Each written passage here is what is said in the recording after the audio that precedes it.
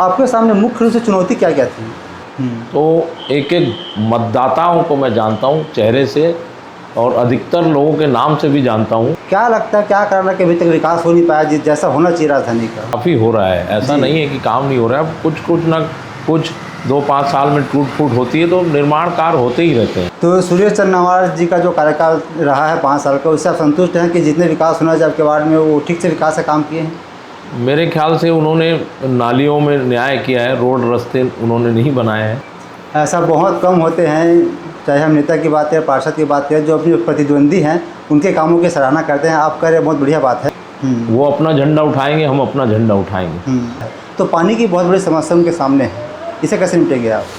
अगर किसी को एक बाल्टी भी लेना होता है, वो बोरिंग चालू करता है और पानी लेता है। मैं लोगों से निवेदन करना चाहता हूँ कि पानी का महत्व समझें।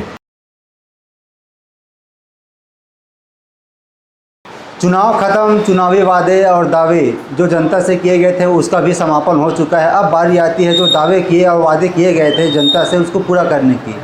नमस्कार, आप देख रहे हैं TNR न्यूज़ और मैं हूं आपके साथ रुपेश ठाकुर। हमारा कार्यक्रम का नाम है तुम्हारा पार्षद तुम्हारा सवाल, जहां हम अलग अलग वार्डों में जा रहे हैं, नेता मंत्री विधायकों और पार्षदों से अपनी चर्चा करवा रहे हैं और जानने का प्रयास कर रहे हैं कि क्या कुछ होने वाला है, क्या कुछ काम आने वाले 5 साल में करेंगे आपके अपने वार्ड के लिए और अपने वार्ड की जनता के लिए।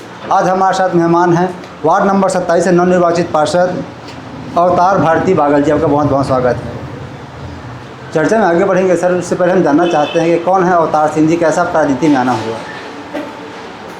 मैं जब स्कूल में था, गवर्नमेंट हाई स्कूल में जब था, तो मेरे साथी सुरेश यदू प्रेसिडेंट का चुनाव लड़ रहा था और मैंने उनका साथ दिया और वो प्रेसिडेंट बना। उसके बाद हम दुर्गा महाविद्यालय में आ गए।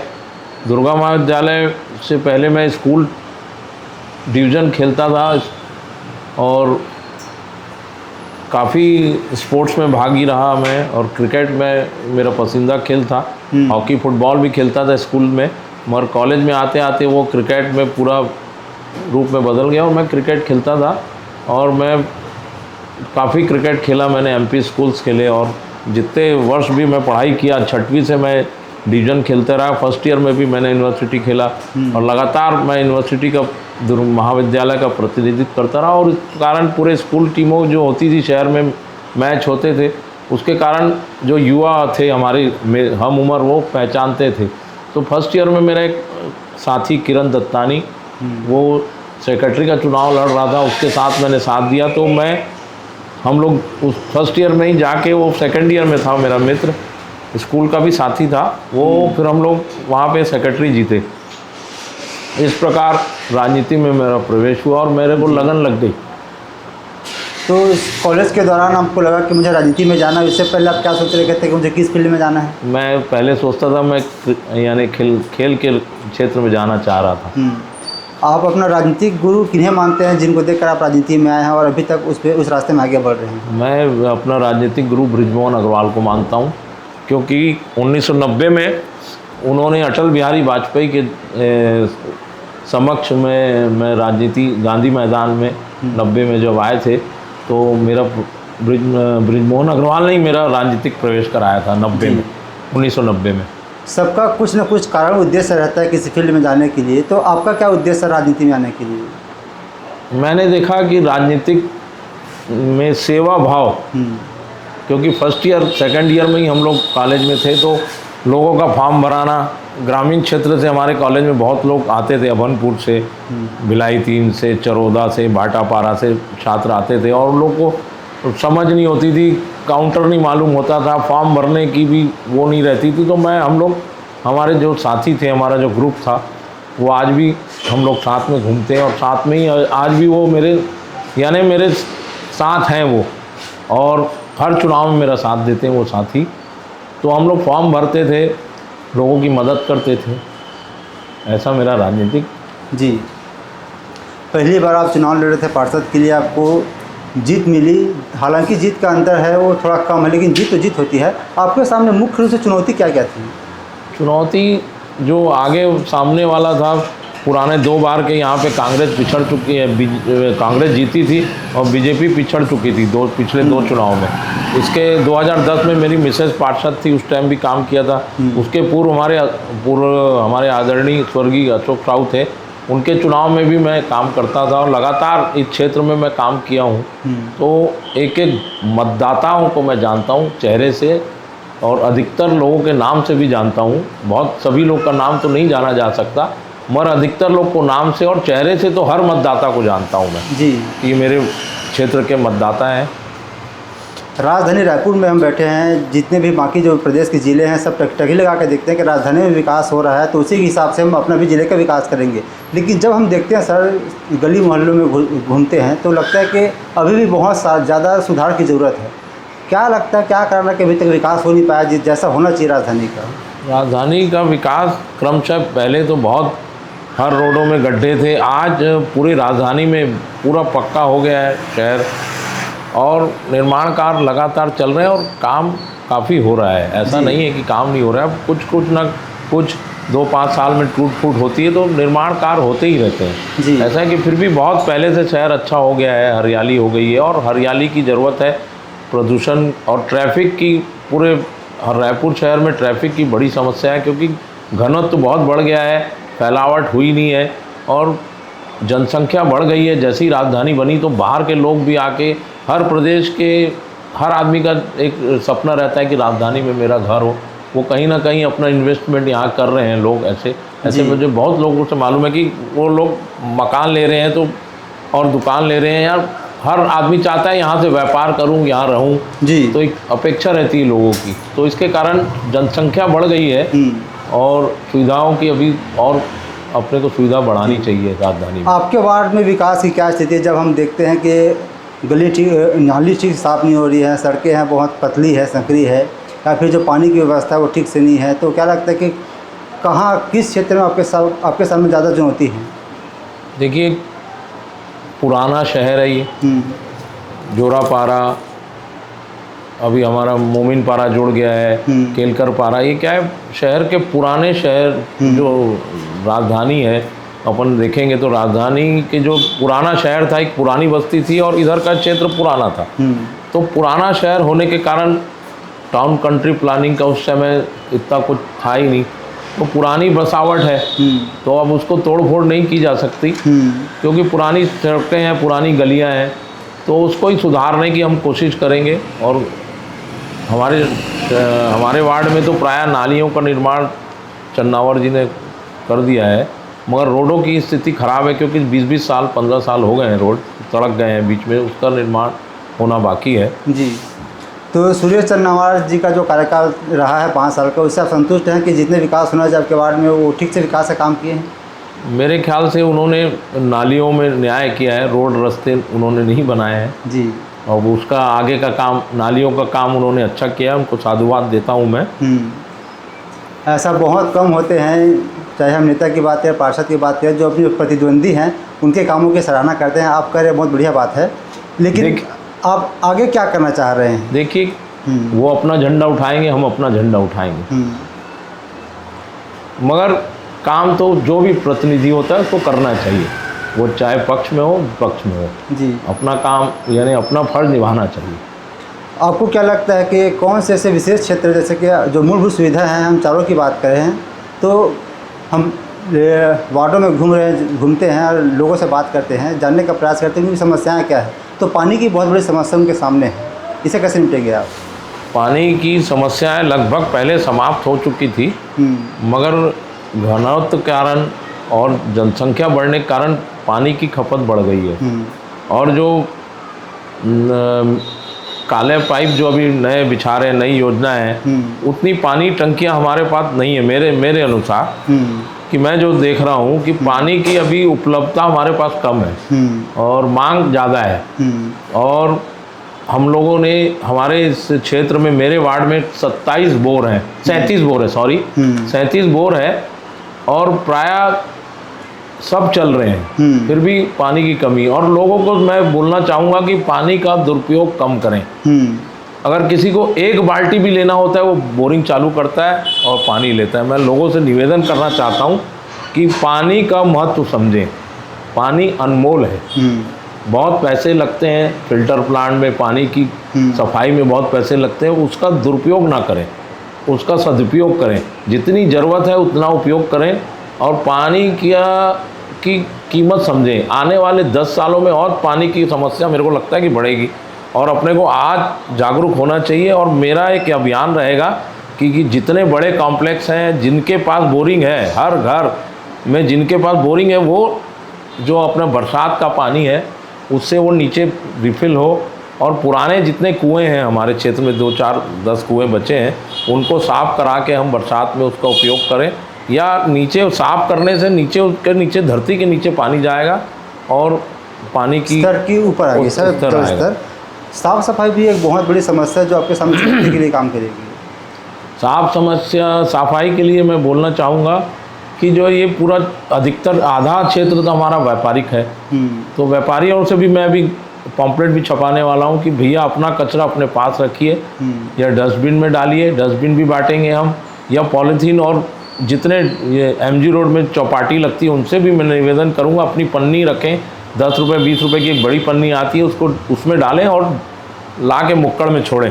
क्या होता है, रात के लोग खड़े होते हैं, जहाँ पीते हैं जहाँ खाते हैं वहीं छोड़ देते हैं। वो लोगों में भी अवेयरनेस आना चाहिए कि भैया हमारा शहर है, हम यहाँ के निवासी हैं, बाहर का कोई आदमी आएगा तो उसके ऊपर क्या इम्प्रेशन पड़ेगा। हमारी महापौर मीनल चौबे जी ने भी हमारे क्षेत्र का दौरा किया था, उनका भी यही कहना था कि साफ़ सफाई के पीछे हम थोड़ा सा इस क्षेत्र में थोड़ा सा जागरूकता लाने की ज़रूरत है और मैं अच्छी जागरूकता लाऊंगा। और मेरा एक अभियान रहेगा कि पुरानी पद्धति में हम लोग फिर से आ जाएं, गिलास डिस्पोजल का विरोध करें। मैं एक अभियान चलाने वाला हूं, हर चाय वालों को मैं कांच के गिलास बांटूंगा कि आप धो के फिर उपयोग करें। देखो पैसे की भी बर्बादी बहुत होती है डिस्पोजल में, और कचरा भी जाता है, लोग पीते हैं और नाली में डाल देते हैं, वो घुल के फिर लद्दी बनता है, फिर हम उसको निकालते हैं, फिर यानी रिसाइकल वाली कोई बात ही नहीं है, यानी नुकसान पे नुकसान है। तो हम बहुत जल्दी हमारे भारतीय जनता पार्टी के कार्यकर्ताओं के साथ मिलके अब एक अभियान चलाने वाले हैं। जितने भी ठेले कुमचे हैं उनको निवेदन करेंगे हम लोग कि इसका कम से कम उपयोग करें, स्टील का उपयोग करें, जो पुरानी पद्धति थी गिलास स्टील का यूज़ करें, धो के उपयोग करें और डिस्पोजल का उपयोग कम करें, पन्नी का उपयोग कम करें। जी, महिलाओं से भी चर्चा की सर और बुजुर्गों से भी हम लोग चर्चा की, तो उनका एक समस्या है और शिकायत भी है कि जो नशे के कारण जो आपराधिक घटनाएं बढ़ रही है, जिनके चलते उन लोग को समस्या हो रही है, तो उस पर भी लगाम लगाने की बहुत ज़्यादा ज़रूरत है। तो क्या पेट्रोलिंग की व्यवस्था ठीक करवाई जा सकती है? अभी जो चौक चौराहा वहाँ CCTV कैमरा लगाया जा सकता है? हाँ, इस विषय में भी अभी कल हमारी कोतवाली CSP जी से बात हुई थी और TI हमारे यहाँ के मौजापारा के TI से मेरी बैठक हुई हम लोग की, जो ईद के मौके में बैठक करते हैं, होली के मौके में हम बैठक करते हैं। उनसे भी चर्चा हुई है कि जिस क्षेत्रों में नशा लोग कर रहे हैं या जो भी कर रहे हैं वहाँ थोड़ा सा लोगों को जागरूकता फैलाएं, और हम पोस्टर अभियान भी चलाएंगे नशा मुक्ति के लिए, और इसका भी प्रयास करेंगे कि ज़्यादा से ज़्यादा लोग और खेल कूद के ऊपर बढ़ें। गंज मैदान है हमारे क्षेत्र में आता है, उसको मैदान के उपयोग में हम लोग चाह रहे हैं कि वहाँ खेल कूद फिर से, आज से 20 साल 30 साल पहले वहाँ फुटबॉल होता था, बहुत क्रिकेट होता था, वो सब बंद हो गया है। उसको, उस गतिविधियों को भी मैं चालू करना चाहूँगा, क्योंकि मैं स्पोर्ट्स बैकग्राउंड चाहता हूँ। जी, एक और बात निकल कर सामने आती है सर, जैसे हम बात करते हैं जुआ की या फिर सट्टे की, तो इस पर तो लगाम लगाना बहुत ज़रूरी है, बहुत ज़रूरी है। जी, हम साथ साथ बात करते हैं कि अवेयरनेस की, तो अवेयरनेस के लिए आप पोस्टर के अलावा क्या कुछ करना चाहते हैं? पोस्टर के अलावा हम लोग नुक्कड़ सभाएँ लेंगे और लोगों को बोलेंगे कि भाई जुआ सट्टा बंद करो, और नशे की गर्त में जा रहे हैं लोग, नशा मुक्ति अभियान भी चलाएंगे, कैंप भी लगाएंगे, और मेडिकल कैंप हम लोग हर 3 महीने 4 महीने में मेडिकल कैंप लगाने की योजना है मेरी। अवैध कब्जा ये सिर्फ एक वार्ड की समस्या नहीं है, आजकल जितने भी बड़े बड़े शहर सब में हो रहा है, लेकिन इसे आपका वार्ड भी से अछूता नहीं है। तो क्या बुलडोजर की जो कार्रवाई है, जैसे कि बोलते हैं कि BJP आई मतलब बुलडोजर आई, तो जहाँ जहाँ अवैध कब्जे हुए वहाँ बुलडोजर चलेगा? अभी ऐसी अवैध कब्जे की शिकायत तो मेरे पास नहीं आई है। एक शिकायत आई है कि नहरपारा में नाली के ऊपर निर्माण कर दिया गया है।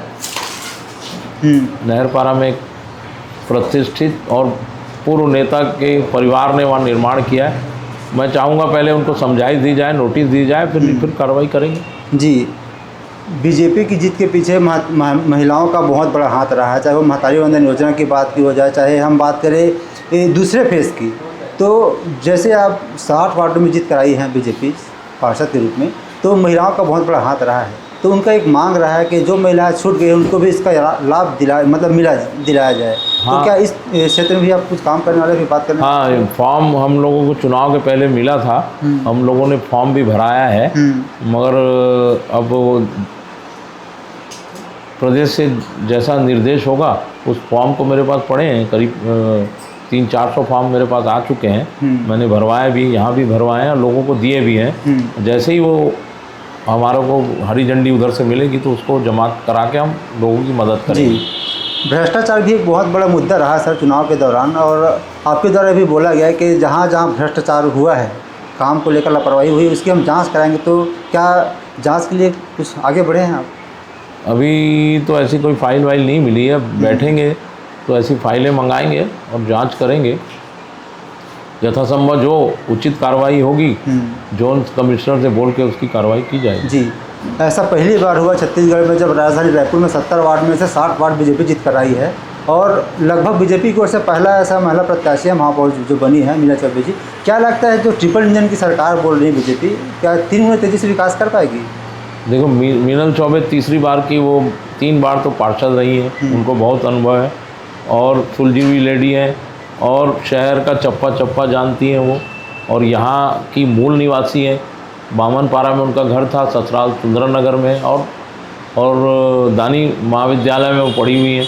तो ऐसा कोई क्षेत्र नहीं है जो वाकिफ़ ना हो वो, और बहुत अच्छा विकास करेंगी, हम लोगों को उम्मीद है। और बहुत सुलझी हुई और पढ़ी लिखी लेडी है, अच्छा विज़न है उनका, और अच्छा काम करेंगी वो। जी सर, इसी कार्यक्रम में हमारा उनके साथ चर्चा हुआ था, तो उनका कहना था कि सवाल किए थे हम कि आप महिला हैं, परिवार को भी संभालना है और राजनीति को जो जनता है उनको भी संभालना है, तो आप कैसे मैनेज कर सकते हैं? तो क्या लगता है कि घरेलू महिला इतने बड़े राजधानी रायपुर को संभाल सकती है? वो तो 15 साल से पार्षद रही हैं, पहले भी संभाल रही थी, आगे भी संभालेंगी, बहुत अच्छा काम कर रही हैं और बहुत अच्छा काम करेंगी वो। जी, आने वाले 5 साल में आप कैसा वार्ड अपने वार्ड को देखना चाहते हैं, किस रूप में?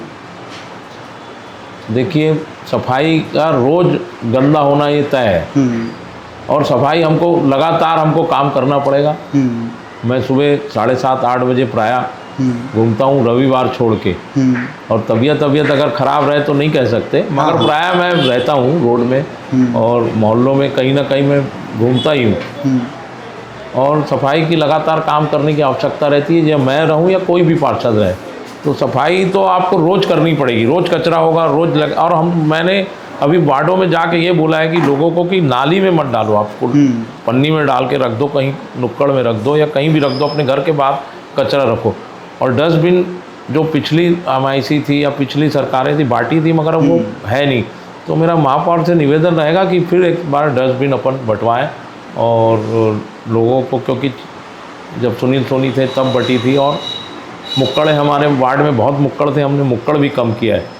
जब 2010 में मेरी वाइफ पार्षद थी तो कई सारे मुक्कड़ मैंने मुक्कड़ मुक्त अभियान चलाया था, और उस पर हम सफल भी हुए थे।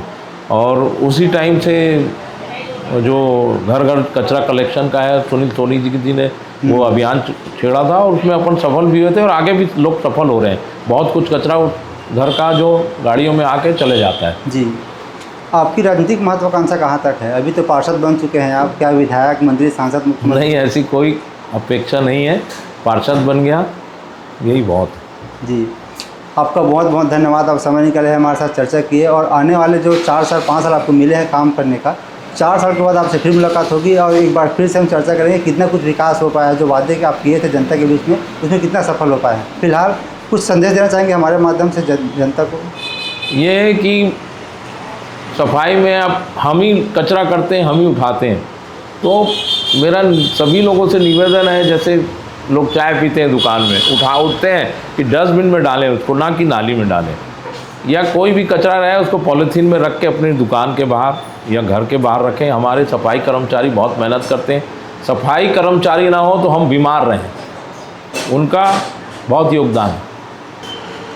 तो आप सुन रहे थे अवतार सिंह को, जिनका कहना है कि जो 5 साल में काम हुआ है कि 10 साल में काम हुआ है, मैं उसके पीछे नहीं जाऊँगा। जो मुझे दायित्व दिए गए जनता के द्वारा उसको पूरा करने का पूरा प्रयास करूँगा, और जो आने वाले 5 साल में उसमें पूरा काम करने का प्रयास करूँगा, और एक अपने वार्ड को बेहतर वार्ड बनाने का प्रयास करूँगा। साथियों, फिलहाल इस कार्यक्रम में इतना ही। अगली बार आपसे फिर होगी मुलाकात एक नए कार्यक्रम में नए मेहमान के साथ। तब तक के लिए अनुमति दीजिए। नमस्कार।